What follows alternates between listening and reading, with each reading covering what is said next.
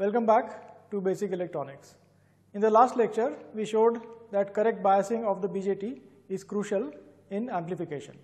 We also looked at a simple biasing scheme which was found to be very sensitive to the beta of the transistor.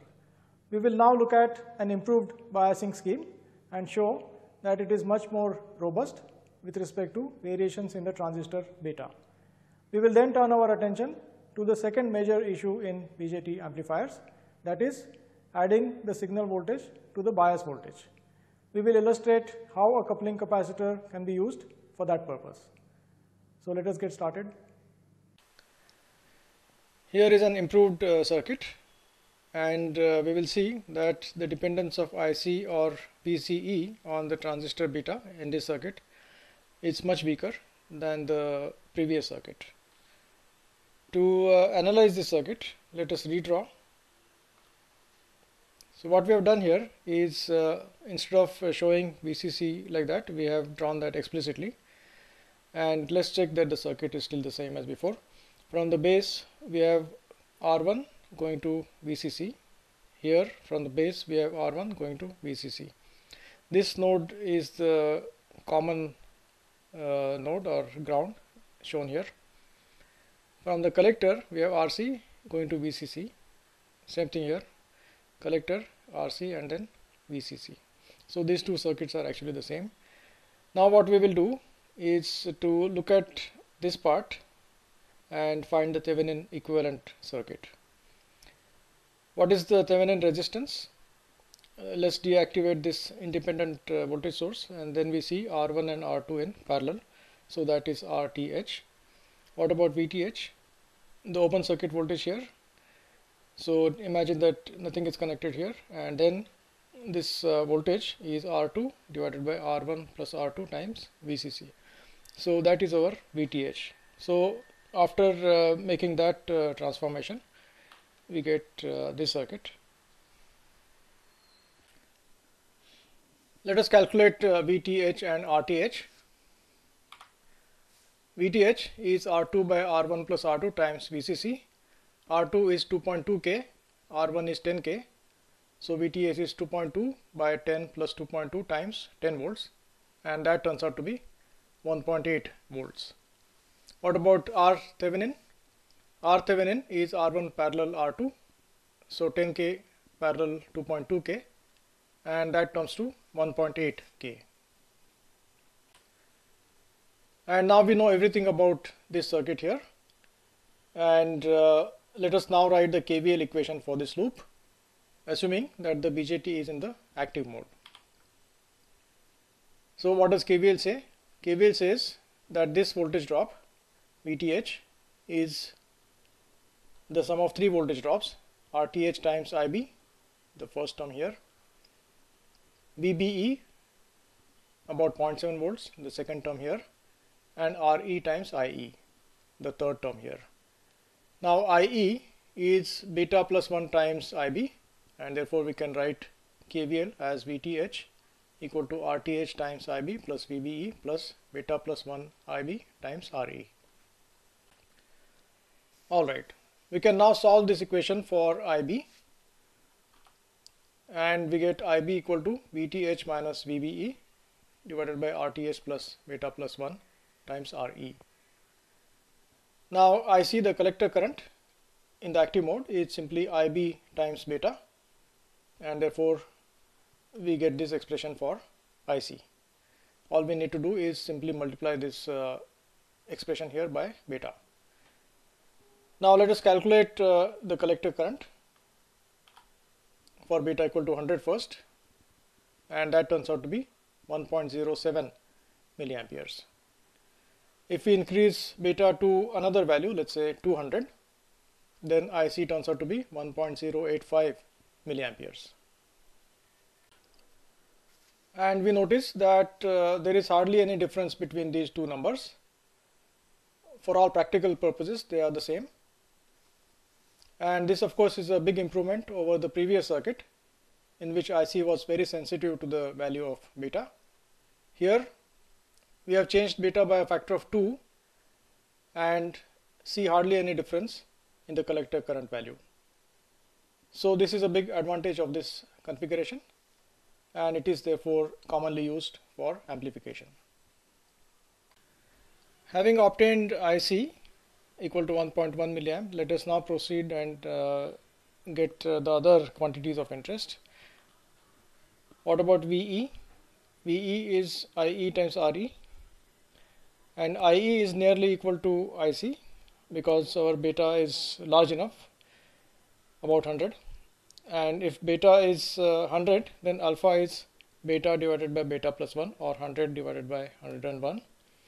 That's very close to 1, and therefore we can say that IC and IE are nearly the same. So we will use for IE 1.1 milliampere, so that times 1K is 1.1 volt, and that is what is indicated over here.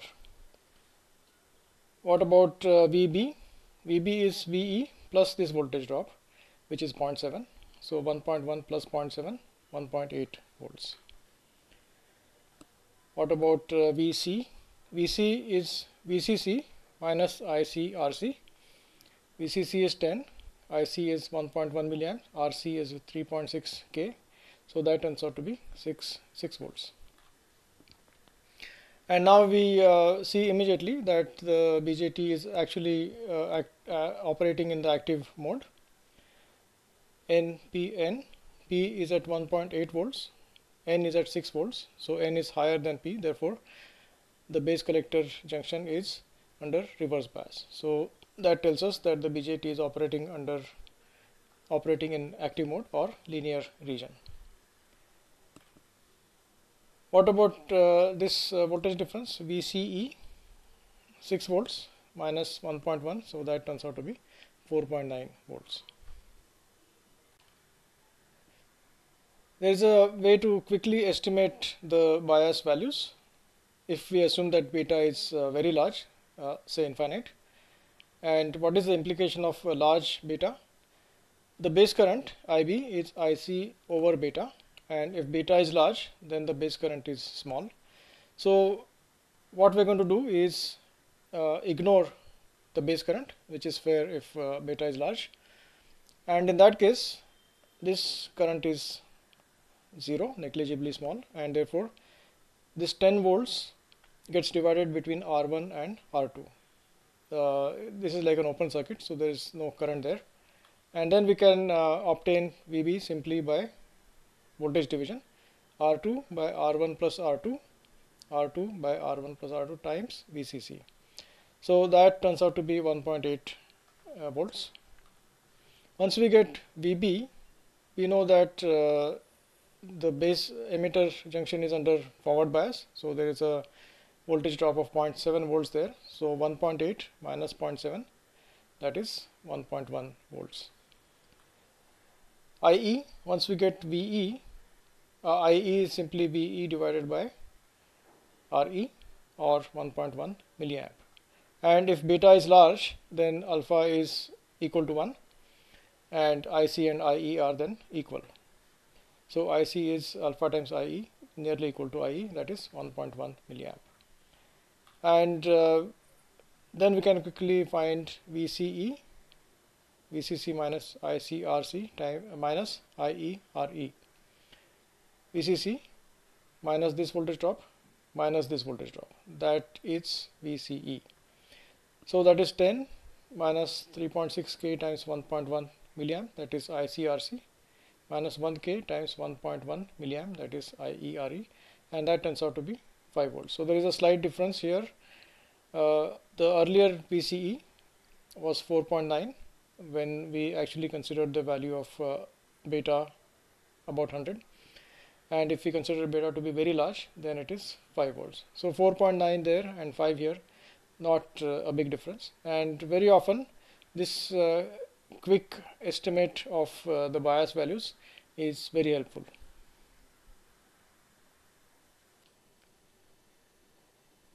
Okay, we have now found a reasonably good biasing scheme which is insensitive to the transistor beta value. And now the next challenge is to add the signal to the bias. So here in this circuit there is no signal anywhere. There are only DC quantities or bias quantities. Now to that we want to add the signal. If we cannot add the signal, of course the whole amplifier is useless, because then it will not be amplified. So the input signal Vs of t, which is typically taken as a sinusoid, for example, needs to be mixed with the desired bias value Vb, so that the net voltage at the base, this voltage, is the DC component, which we have already computed in the last slide, and in that example it was 1.8 volts, plus the signal. Now the signal we have taken as a sinusoid, but in general it need not be a sinusoid. For example, if we have an audio application, then it's not one single frequency, but a whole bunch of frequencies with different Fourier components and so on. So if you look at the audio signal in time domain, it will look very different from a pure sinusoid. But for simplicity of analysis, we often take V cap sine omega t as the input signal. So let's proceed with that. So now the challenge is to mix these two, and this can be done by using a coupling capacitor CB, the coupling capacitor there. So we have the signal here, V cap sine omega t, for example, and we have the rest of the amplifier, and we connect the signal to the rest of the amplifier with this coupling capacitor. It's called coupling capacitor because it couples the signal to the amplifier. And how does it work? So let us explain that by considering a simple circuit that will illustrate this idea of a coupling capacitor. Okay, let's start with this simple RC circuit. Let's leave the BJT aside for the moment, because it makes life more complicated. And for this RC circuit, we have two sources. One is a DC source, V0, and one is a sinusoidal source, Vm sine omega t. And we are interested in the solution. What do we mean by the solution? Currents and voltages in the circuit in the sinusoidal steady state, and we have come across this term earlier. What is sinusoidal steady state? That is when the exponential transients have vanished, and the exponential transients arise because we have a time constant in this circuit. So there will be things like e raised to minus t by tau, and if t is sufficiently large, then those terms would go to zero, and that is what we mean by the exponential transients have vanished. So after that has happened, each quantity x of t, could be a voltage, it could be this voltage, it could be this current, is of the form a constant x0 plus a sinusoid, and the sinusoid has an amplitude of xm and a phase of alpha. Our job now is to find x0 and xm and alpha. That means the complete solution for x of t in the sinusoidal steady state.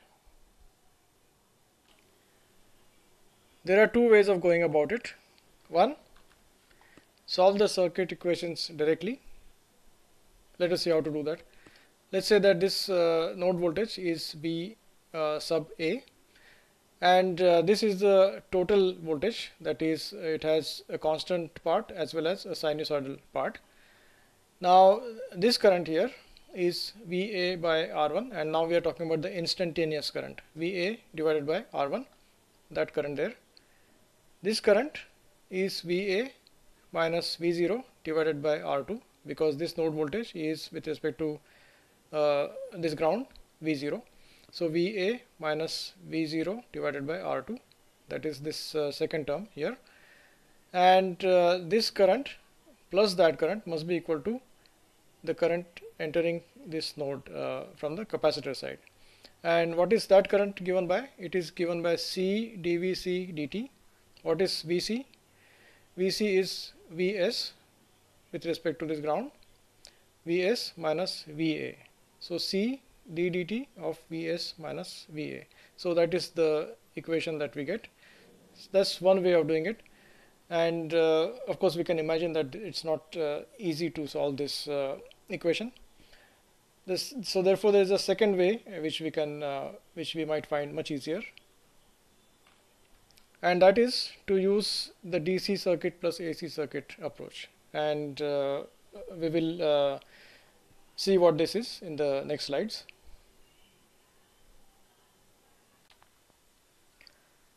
What we are now going to do is to consider these components one by one and see how they behave when a combination of DC and a sinusoid is applied. So let's start with a resistor. We have VR, the voltage, equal to a constant part, and a sinusoid, VR cap sine omega t plus alpha. And here is a new notation that we have introduced. Small v, capital R, is the total instantaneous voltage. Capital V, capital R, is the DC part, and small v, small r, is the sinusoidally varying part, that is given by VR cap sine omega t plus alpha. Similarly, we have the current given by a constant plus a sinusoidally varying part, and we are considering the sinusoidal steady state in a circuit, and this resistor is a part of that circuit. And we know that for a resistor, the total instantaneous voltage is simply R times the total instantaneous current. And when we substitute for PR and IR, we get this relationship. And we can split this into two equations. One, capital V, capital R is R times IR, this part, and small v, small r is R times small I, small r. These are the DC quantities VR and IR, and these are the sinusoidally varying quantities. In other words, we can think of a resistor in this situation where there is a DC and sinusoidal part to be described by two circuits, a DC circuit and an AC circuit. In the DC circuit, we have the DC quantities, capital V, capital R, and capital I, capital R. They are related by this equation, which is the resistor equation. Then we have the AC circuit, in which we have small v, small r, the sinusoidally varying part, and small I, small r, again the sinusoidally varying current, and they are also related by the same behavioral equation. So small v, small r is R times small I, small r.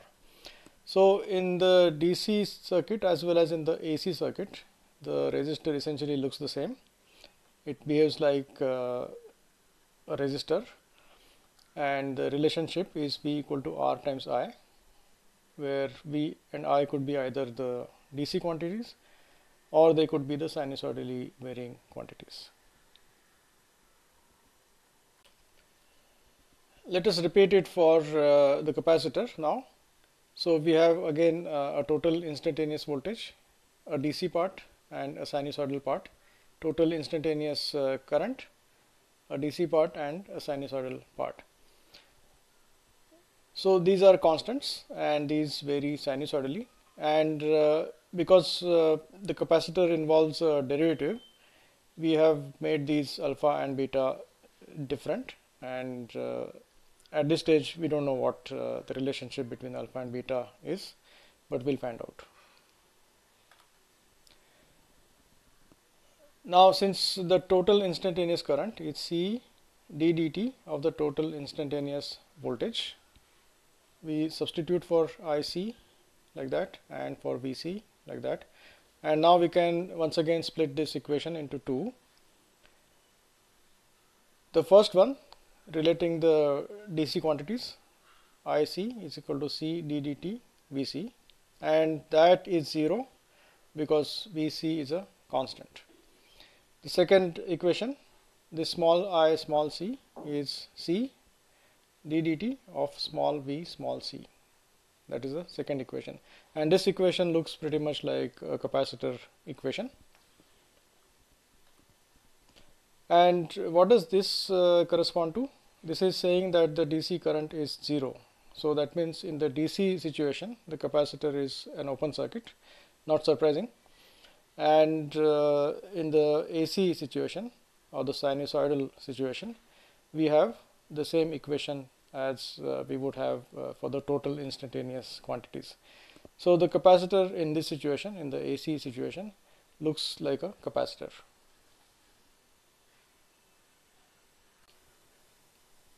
And can we now figure out what is the relationship between alpha and beta? We can turn this into a phasor. We can turn that into a phasor and then go through the phasor analysis. And then we will see that the current leads the voltage, and therefore they are related by beta equal to alpha plus pi by 2. What about a DC voltage source? The equation is the total instantaneous voltage is a constant, and because it's a constant, there is no sinusoidally varying part, that is 0. And so in the DC circuit we have that constant voltage source, and in the AC circuit we have voltage equal to 0, that is a short circuit. And the DC current, capital I sub capital S, is shown in the DC circuit, and the sinusoidal current or the AC current is shown in the AC circuit, that is small I sub small s. Let's look at an AC voltage source. The equation is the total instantaneous voltage is 0 DC plus the sinusoidal part, the time varying sinusoid. Now since the DC part is 0, the DC circuit simply has Vs equal to 0, which is a short circuit, and the sinusoid is then incorporated in the AC part. So the AC circuit is simply a voltage source, an AC source, and the DC circuit is a short circuit. Once again, the DC current is shown in the DC circuit, capital I sub capital S, and the AC or the sinusoidal current is shown in the AC circuit, small I sub small s.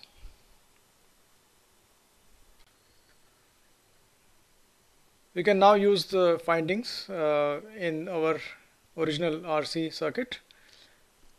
So we replace R2 with its DC equivalent, which is also a resistor, and the AC equivalent, that's also a resistor. Similarly for R1. What about the capacitor? The capacitor, as we have seen in the DC circuit, it's an open circuit, and in the AC circuit it looks like a capacitor. The DC source in the DC circuit is a DC source, and in the AC circuit is a short circuit, 0 volts. Similarly, the AC source is a short circuit in the DC circuit, and in the AC circuit it is the sinusoidal source. So we have split the original circuit into a DC circuit and an AC circuit, and we know how to get these from the original circuit by systematically replacing each of the components. Now let us write equations for these two circuits, the DC and the AC circuits. For the DC circuit, we have VA over R1, this VA over R1, that current, plus VA minus V0 by R2, VA minus V0 by R2, that current, and they should add up to 0 because this is an open circuit. Remember, capital V sub capital A is a constant voltage. For the AC circuit, we have small v sub small a divided by R1, that current, plus this current, which is small v small a divided by R2. So that is the sum of those two currents, that current and that current. And let's remember that this quantity is a sinusoidally varying quantity and it has no constant in it. Now these two currents, the addition of these two must be equal to the capacitor current, and that is given by C d dt Vs minus Va. So that is the equation we get for the AC circuit. If we add equations 1 and 2, we end up with equation 3 here. And what is it saying? It is saying that the DC VA plus the AC VA divided by R1, that is the total instantaneous current, plus the DC VA plus AC VA minus V0 divided by R2, that is the total instantaneous current through R2, should be equal to C d dt Vs minus Va, and both of these are sinusoidal quantities. Let's compare this equation with what we had obtained earlier directly from the original circuit, and that equation is here. This is the total instantaneous quantity. This is also the total instantaneous quantity. This is instantaneous Va minus V0. This is also the instantaneous Va minus V0. And what about this capacitor current? d dt Vs minus the instantaneous Va. Now this instantaneous Va has two parts. One is the constant part and one is the sinusoidal part, and the derivative of the constant part of course is 0, and therefore we get the same term as this one here. So in other words, equation 3 and 4 are actually the same. And this is a very powerful statement, because now instead of computing Va directly from equation 4, we can compute the constant part using equation 1, the sinusoidal part using equation 2, and then use the instantaneous Va as the sum of DC Va and the AC Va. We can do this computation separately, and that's a big advantage, and then just simply add them to get the total quantity. So this is a very useful approach, splitting the original circuit into a DC part and an AC part, working on the DC circuit and the AC circuit separately. It turns out to be much simpler than working on the original circuit, and then simply adding the two solutions to get the total instantaneous quantities. To summarize, we looked at a robust BJT biasing scheme and showed that it is relatively insensitive to the beta of the transistor. We then discussed the use of a coupling capacitor to couple the signal voltage to the amplifier. We have considered an RC circuit to explain how a coupling capacitor works. In the next class, we will consider a BJT amplifier with a coupling capacitor. So see you next time.